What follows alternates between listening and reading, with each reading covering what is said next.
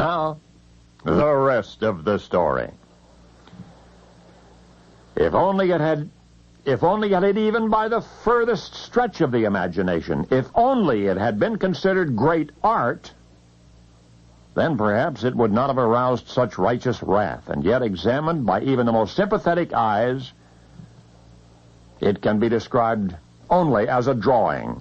Clever, a competent illustration, yes, but my goodness, no greatness about it. So how come it created a scandal? What was so sinister about the picture?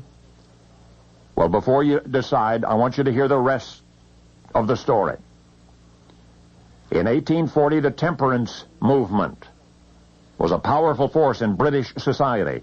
Tens of thousands contributed money to more than 100 anti-drinking organizations. The most influential church leaders supported such groups. Among the enthusiastic patrons was Queen Victoria herself. Now, the picture I was telling you about, it was sketched by an artist named John Calcott Horsley in the year 1843. The picture was divided into 3 sections, the most prominent of which depicted a large family dining together, but not merely dining, they were drinking. Now, it's clear that the beverage in the illustration is alcoholic, if only by the shape of the glasses. The intolerable excess is displayed in the foreground. A very young child is drinking also. Overwhelmed by the consequent avalanche of protests, artist Horsley turned Fink. The drawing, he insisted, was not his idea. Not exclusively, at any rate. Horsley had been put up to it, he said, by somebody else, by a man named Henry Cole, Sir Henry Cole. That was an outrageous suggestion, especially considering that Sir Henry was an intimate friend of none other than Prince Albert. But what do you know? Sir Henry Cole confessed. He had indeed commissioned John Horsley to illustrate the scene, and he didn't care who knew about it. In fact, he was proud of it. But temperance advocates remained adamant. Through this drawing, Horsley and Cole were promoting drunkenness, and the fact that it was now actually being copied and circulated made matters all the worse.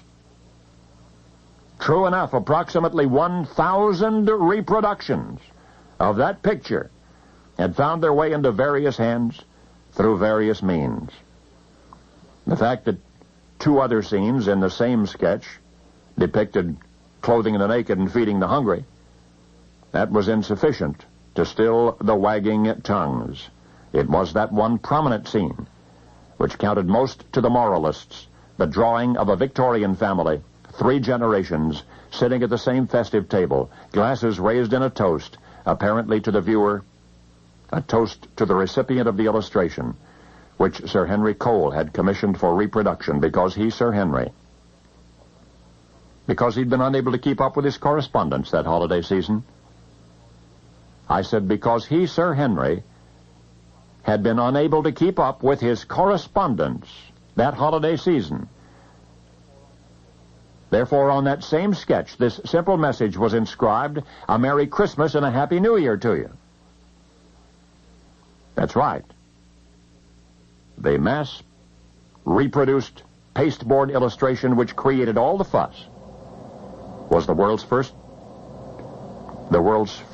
Christmas card. Now you know the rest of the story.